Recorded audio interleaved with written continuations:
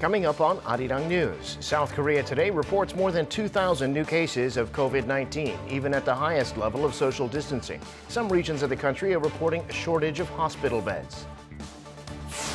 President Moon Jae-in holds a summit with the President of Colombia. The two leaders agreeing to strengthen and expand their country's partnership, especially in the digital and environmental sectors. And South Korea's population is shrinking faster now. Last year, the country's fertility rate fell to the lowest on record, and so did the number of new births, which was outnumbered by deaths. It's 5 p.m. here in Seoul. Thank you for joining us on Arirang News. I'm Devin Whiting. South Korea continues to see its population decline. Last year, the number of births and the total fertility rate both fell to all-time lows. That shrinking of the population predates the pandemic, but social distancing is said to have exacerbated it. Also, data show far fewer people were moving house this summer, and that's related to the country's sky-high home prices and lack of inventory. Kim Sung-min reports. Last year, only 272,000 babies were born in South Korea, falling below 300,000 for the first time since 1981, when data was first compiled. The country's total fertility rate, the average number of children a woman bears in her lifetime, also hit a fresh low in 2020 at 0.84. That was the lowest among OECD states. The births in June particular also came to the lowest for the month of June. Dropping for 67 straight months, there were just 21,526 births in the month of June. Meanwhile, deaths increased, causing a decline in population for the 20th consecutive month. The reason lies in declining number of women in their 30s, an age group which normally has the highest birth rate, and the declining number of marriages. Also, the age of marriage is getting higher, which means more people are having their first child later, dragging down births in general. And COVID-19 is further accelerating the declining marriage rate. With social distancing rules and a ban on gatherings, more people are delaying getting married. The number of marriages during the first half of this year dropped to its lowest point ever at some 96,000, down almost 12% on year. Meanwhile, population mobility in July fell for the 7th month in a row. The reason could be the downturn in the housing market. The number of apartments scheduled for moving in during June and July dropped 39% from the same period last year, and housing transactions during May and June were down 16% on year. Seoul's population fell more than any other region.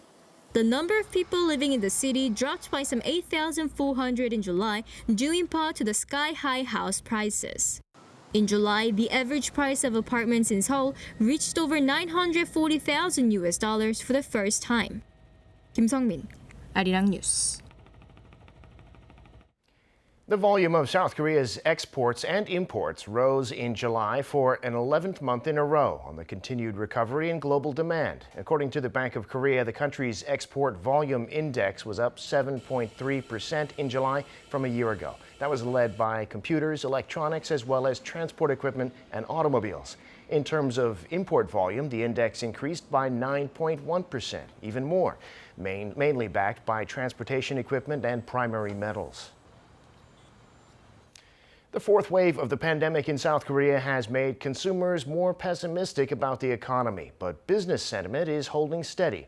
The Bank of Korea says the business sentiment index for all industries for this month came to 87 points, the same as July, a reading below 100, meaning there are more pessimists than optimists. The BSI among manufacturing companies is at 95. That's a decline of 2 points from the month before, mainly because of fewer operating days at the factories of Korean automakers. There were shutdowns for various reasons, including upgrades, coronavirus infections, and the chip shortage. Among non-manufacturing companies, sentiment was up 2 points. This week is the official launch of Samsung's new foldable phones, and those in Korea who placed pre-orders started receiving their new devices yesterday. Samsung Electronics said Wednesday that about 270,000 phones were activated by users the day before, the highest figure ever recorded for the first day pre-ordered phones are sent out. This is about 1.8 times higher than when the Galaxy S21 was released, and about 1.3 times more than the Galaxy Note 20. Pre-orders for Samsung's new phones began on August 17th and lasted for 1 week. The company says a total of 920,000 orders were placed in that time. South Korean lawmakers will soon vote on a bill that would stop Google and Apple from requiring developers to use their in-app billing systems. This would make South Korea the first country to enact such a law. If it does, the question is whether the U.S. government will move to defend the American tech giants, though this could also encourage other countries to pass similar measures. Ji-young has more. South Korea is set to vote on a law that would prevent Google and Apple requiring software developers to use their in-app payment systems. The bill that would ban the compulsory use of the tech giant's in-app billing system was approved on Wednesday by the National Assembly's Legislation and Judiciary Committee for a full floor vote. Google and Apple have been charging commissions of up to 30% on purchases of mobile games made in their app stores. The legislative move to allow users to have a variety of payment options for in-app purchases began after Google announced last September that it would enforce its billing policy on all Play Store apps. Using their dominant market positions, they've been restricting app developers from directing consumers to other payment systems where Google and Apple cannot collect commission. After an outcry from local developers, Google pushed back its new billing policy to the end of March 2022. For months, Google and Apple have been protesting the bill that could potentially damage their revenue streams and have sought help from the U.S. government. Many countries have been keeping tabs on the bill and how the White House might react, as it could have a major impact on the shape of the internet around the world. It has been a long-standing practice for U.S. administrations to defend American firms by opposing foreign laws that it thinks discriminates against them. But the bill coincides with President Biden's pledge to limit tech giants' corporate dominance and to crack down on high fees. If given the green light by the National Assembly, it would make South Korea the first country in the world to adopt a law that removes in-app restrictions set by Google and Apple. Ji-young, Arirang News. U.S. stocks hit record highs Tuesday following the FDA's full approval of Pfizer's corona vaccine the day before. The Nasdaq gained 0.5% to end the session at 15,020, its first ever close above 15,000. The S&P 500 added 0.2% to 4,486, notching its 50th record close so far this year. Investors this week are eyeing the Federal Reserve's annual retreat at Jackson Hole and remarks to come from Chairman Jerome Powell, which could offer clues about when the Fed will start tapering its asset purchases.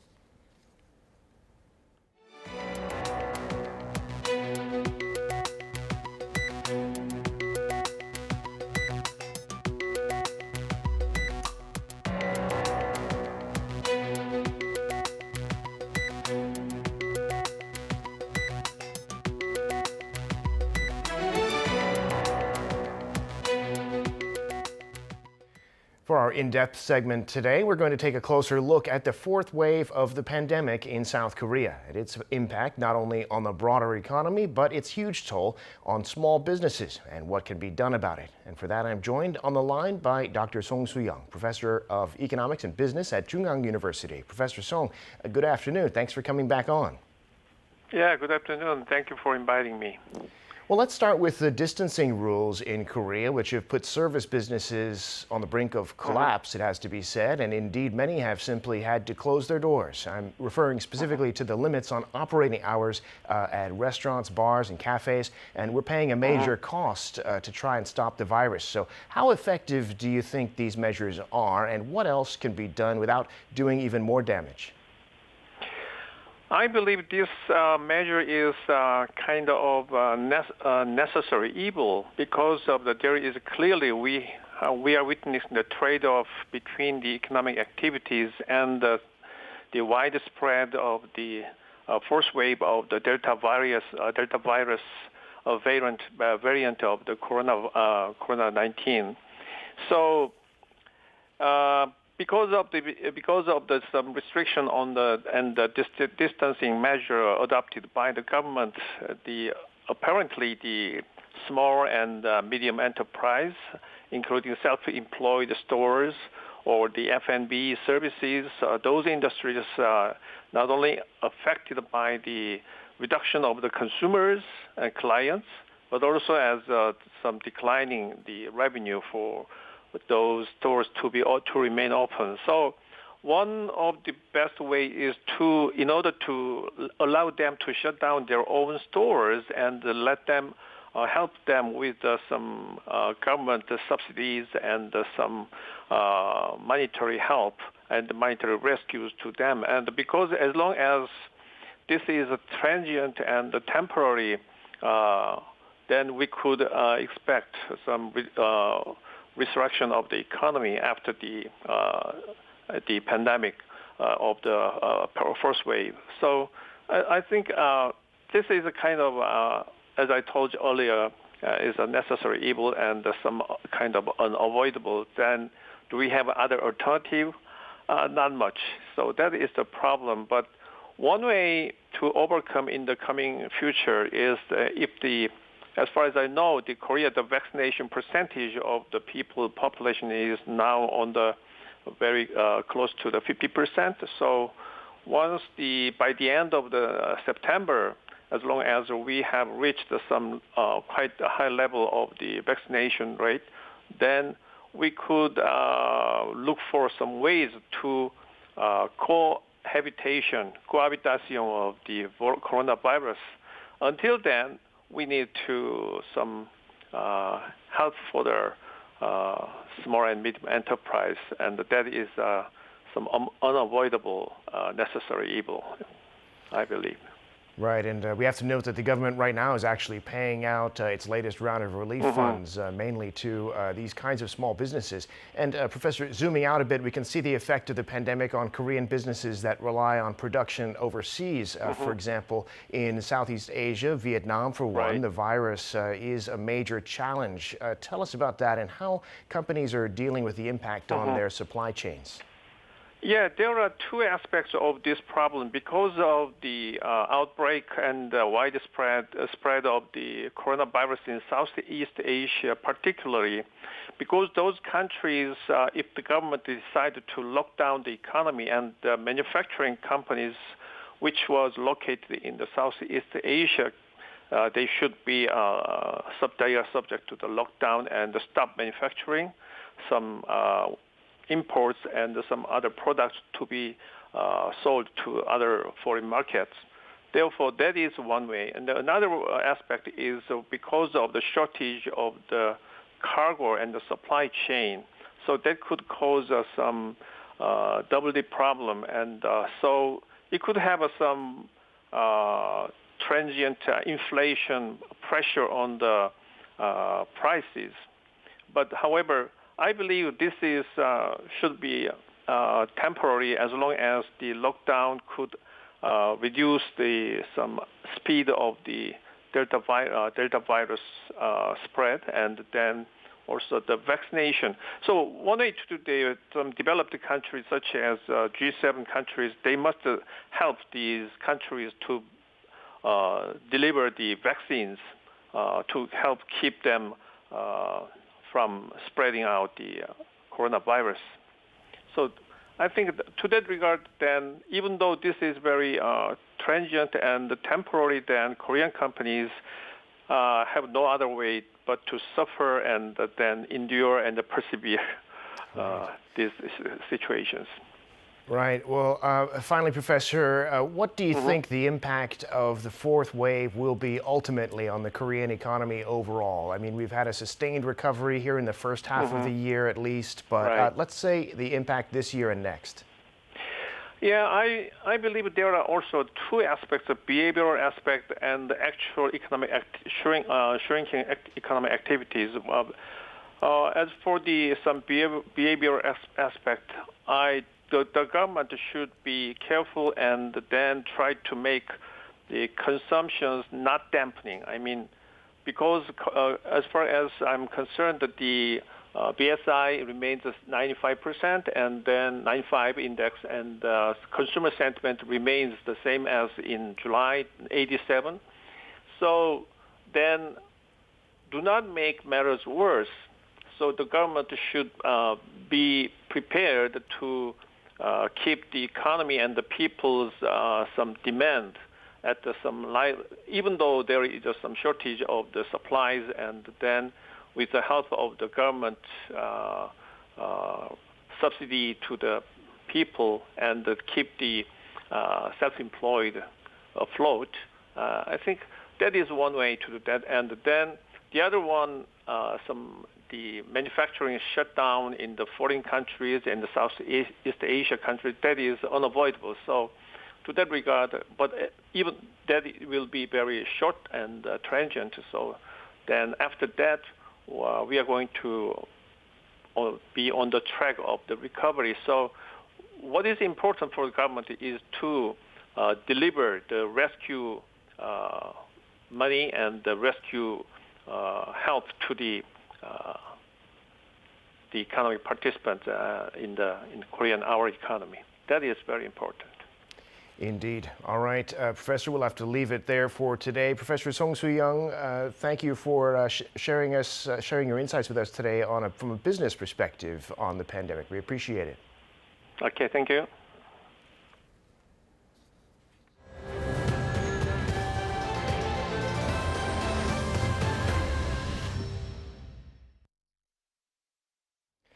The number of new coronavirus cases is still not coming down in South Korea, despite the most populous areas of the country being at the highest level of social distancing. Today, more than 2,000 cases. In Seoul, the dominant strain is now the Delta variant. Some regions say they're running out of hospital beds. Choi Min-jung reports.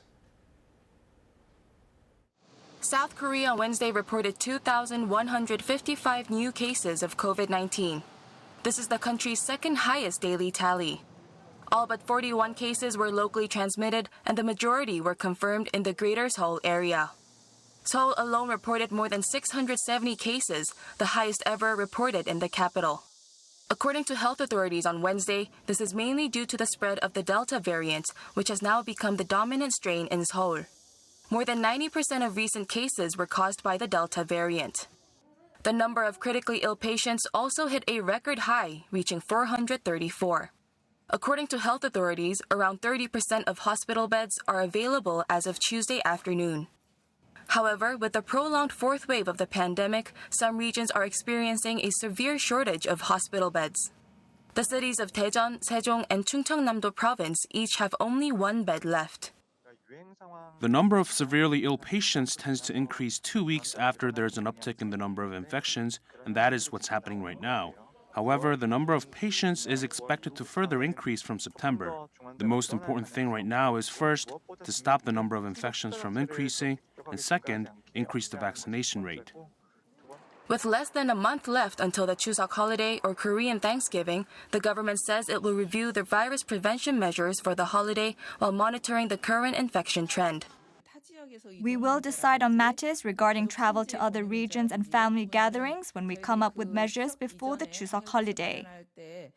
Meanwhile, train reservations for this year's Chuseok holiday will open from August 31st to the 2nd of September through 100% non-contact methods using the internet or the phone.